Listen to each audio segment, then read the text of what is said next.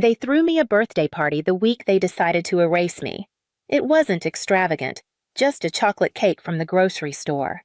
8 candles poked in unevenly and 2 balloons taped to the kitchen chairs. Mom hummed as she sliced the cake. Dad patted my head and told me to make a wish.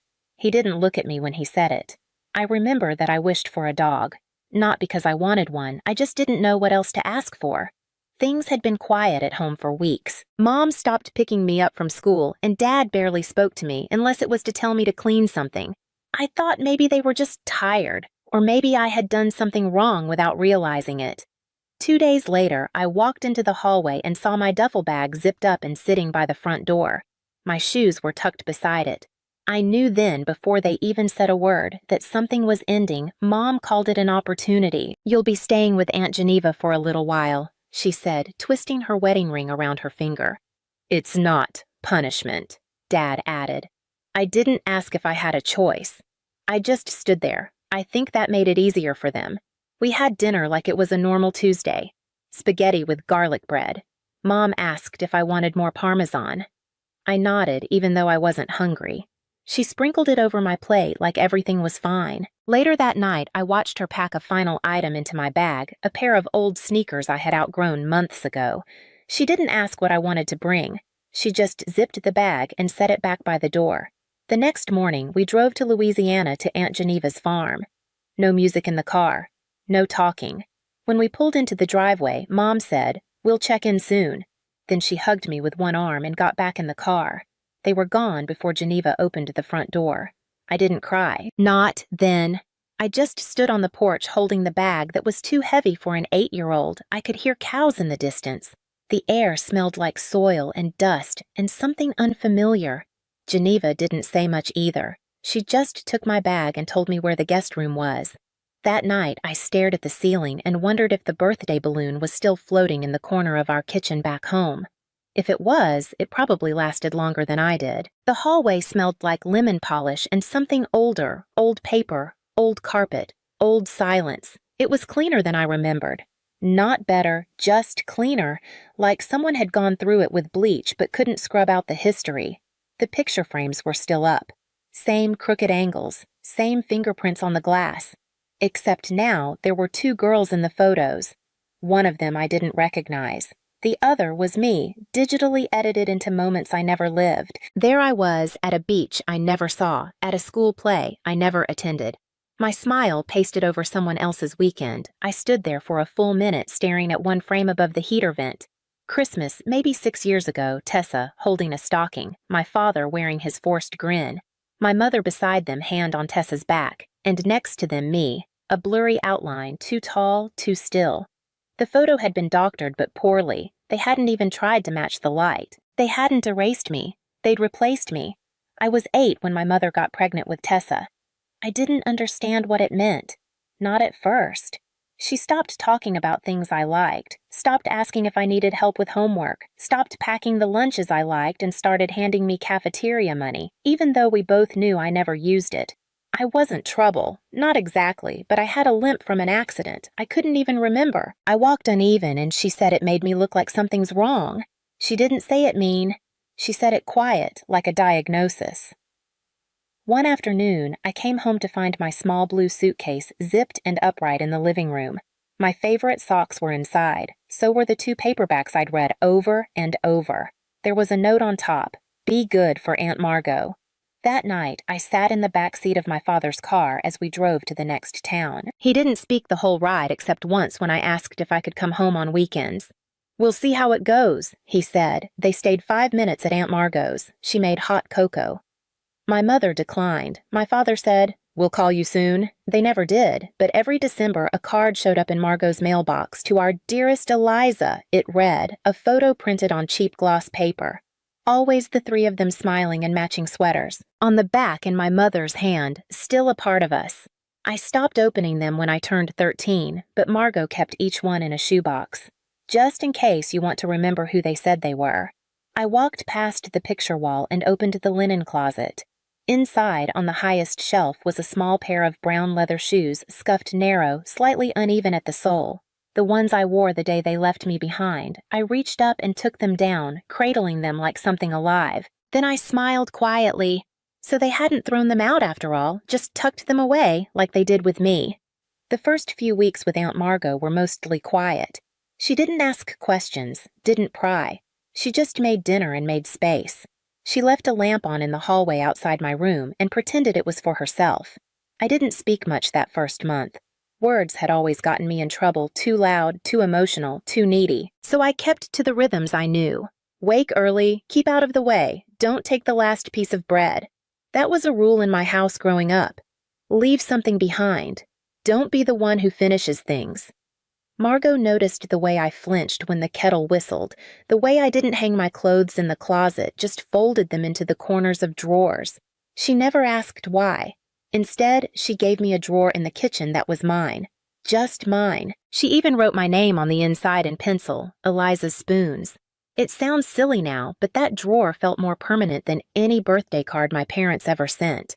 By the time I was 12, I was working weekends at the corner florist. Petals and Ferns sat at the edge of town, run by a woman named Dottie, who wore denim overalls and always smelled like lavender and rainwater. She taught me how to arrange sympathy wreaths, how to talk to grieving husbands, and how to mix bleach into flower buckets to keep bacteria from blooming.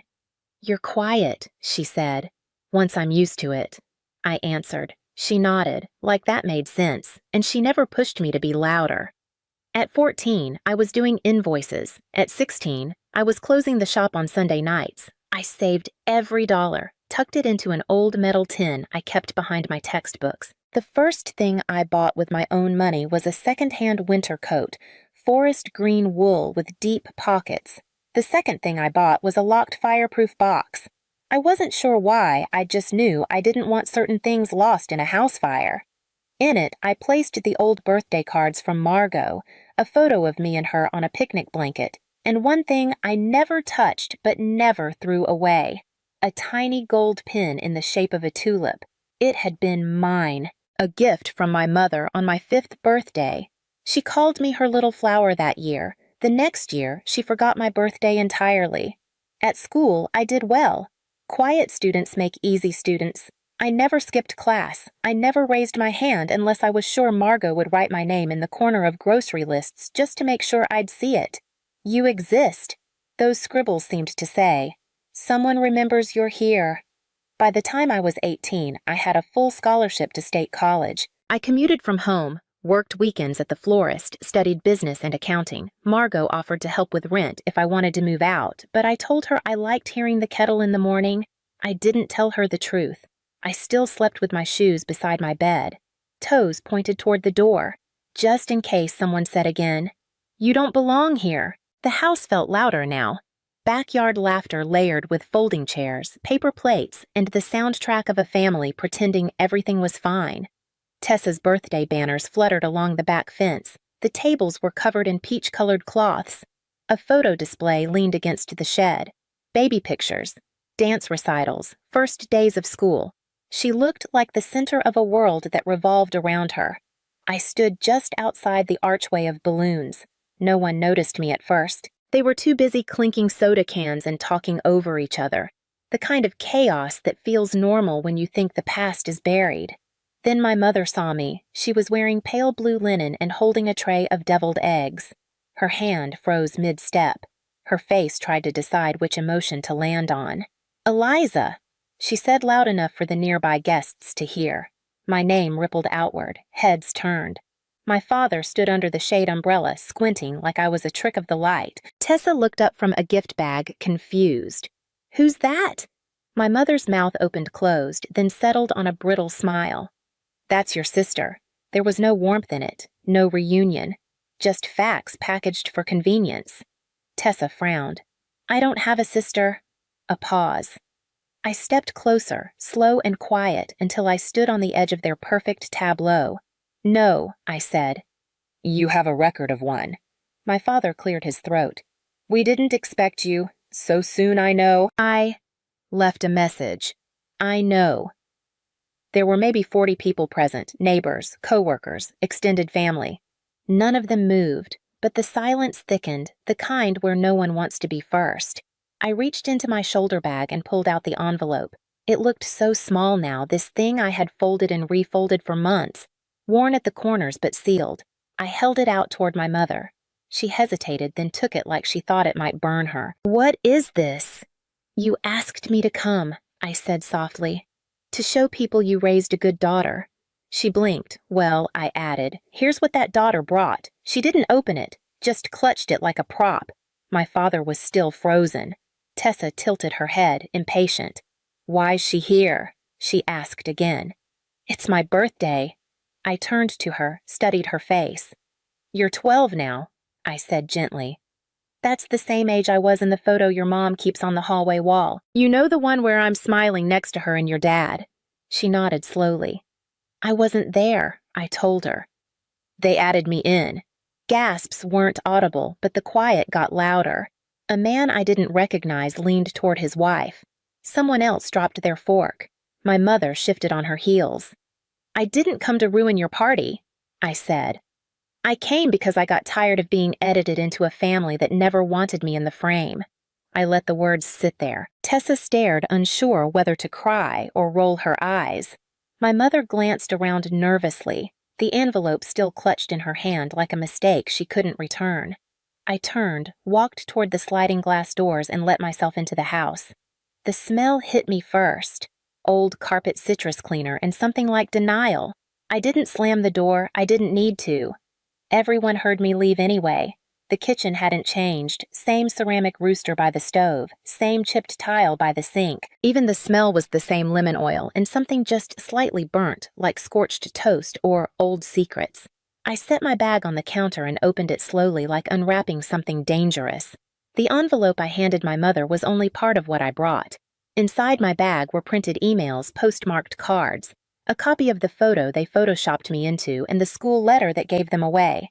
That was the moment everything shifted. It came in the mail by accident, addressed to Mrs. Eliza Merrill, congratulating me for academic achievement in business management. My college had sent it to the address on file, my childhood address. Their address. I never told them where I studied. I never told them anything. So when I called the college office, they said, "Oh yes, your mother updated the contact info last year, said it was for our alumni newsletter." She never told me, but she kept the letters, she kept the headlines, she kept the parts of me she could claim in front of strangers. I placed the letter on the counter, face up. Then I laid down a copy of the Christmas card she sent to extended family 2 years ago. Tessa in the snow. Dad on the porch and me again in the corner, the same photo from the hallway, the same fake light on my face. They told people I was busy, that I traveled a lot, that Eliza's off doing amazing things. We're so proud. They never called me, not once. Outside, the party sounds had quieted to murmurs. Someone was standing near the screen door. I could feel it. I turned and opened it. It was Aunt Claire, my mother's older sister. She looked tired but sharp, holding a glass of lemonade and a wrinkled brow. "I didn't know," she whispered. "I thought you were in school abroad. That's what they said." I nodded. I was. Just not the way they told it. She stepped inside. "Do you want me to stay?" "No," I said gently, "but thank you for asking." I walked back into the living room. It was mostly empty now. A few guests lingered by the hallway, unsure whether they were still supposed to smile or pretend not to hear. My mother stood in the doorway, pale, and pinched the envelope now open in her hands. My father followed behind her slower. He had that look men get when they think they still control the ending, when they think silence will save them. I laid one last page on the coffee table, a transcript from the local church bulletin 5 years ago, where she gave a testimony at a family panel. She said, "Raising girls is hard, but we're lucky we've been through trials, but both our daughters make us proud. Even our eldest Eliza, who lives out of state but never forgets to call." She never gave me that quote. She gave it to the church. Tessa was now at the edge of the room, watching. She looked less angry now, more curious. "Is it true?" she asked quietly. "You lived here." I met her eyes. "I used to," I said. "But they didn't want 2 daughters, just one. They could get right." My mother flinched. "That's not fair." I nodded. I agree. It wasn't. Then I picked up the gold tulip pin, the one I'd worn to kindergarten, the one she gave me when she still braided my hair, and set it beside the papers I brought. "Everything you left behind," I said. "Everything you pretended not to lose. There was no yelling, no dramatic collapse. Just silence, the kind that can't be fixed with cake or balloons. As I turned to leave, my mother reached out, reflex more than intent. "Eliza," she said. I paused. "Don't call me that." "Not today." I walked toward the front door, each step slower than the last, and behind me, for the first time in 12 years, no one told me to stop. The front steps creaked the same way they used to. 3 boards and there was a soft sag under the right foot. I stepped over it without thinking. Muscle memory, even after 12 years I didn't rush. Let them watch. Aunt Margot once told me that the most powerful people in a room are the ones who can leave without explaining themselves. Back then, I thought it was something people said to sound strong. Now I understand it's the only way to survive. People who rewrite you at the bottom of the steps. I paused. The porch railing still had that old ceramic frog I made in 2nd grade, its paint flaking eyes uneven. They'd kept it maybe for decoration, maybe for guilt. I didn't care. I reached into my bag one last time and took out the shoes. Small, worn brown leather with the uneven sole, the pair I wore the day they sent me away. I didn't look around, just bent down and placed them beside the frog side by side, heels touching the wood. Not dramatic, not symbolic, just true. Then I straightened up and walked down the driveway toward the street. A few cars were still parked along the curb. Some guests had already left. Some never knew what happened. Halfway to the end of the block, I heard the door open behind me. "Eliza," my mother's voice. Not shouted, just shaken. I didn't turn, not out of anger, not out of pride, just because I'd already answered everything I came to answer. She called again, softer this time. "Eliza, wait." I slowed, not stopped, just slowed. She needed to say it. I needed not to hear it. In my pocket was the name change form I hadn't filed yet. Not because I doubted it, but because part of me wanted to say goodbye, first to the name, not the people, to the child who waited 12 years for someone to call her home. And now that someone had, not to welcome her, but to display her, to borrow her existence for social credit, I walked until the house disappeared behind hedges and telephone poles, until the smell of party food faded and the sounds were just distant murmurs. Then I turned onto Maple Avenue and kept walking, past the mailbox with our old family name on it, past the park where no one ever took me, past the grocery store where Margot once let me pick any cereal I wanted, and I stood there for 20 minutes because no one had ever asked me that before, and eventually past the line where my history ended and my life began. Back at her house, I brewed tea in the quiet. The old kettle still whistled. The lamp still clicked on by itself at sunset. I sat down, placed the empty envelope on the kitchen table, and wrote one final line on the back. "You didn't lose me, you gave me away. What you lost was the right to say, I was ever yours." Then I folded it and slipped it into the fireproof box right beside the tulip pin. I didn't feel triumphant, just still. And for the first time in a long time, that was enough.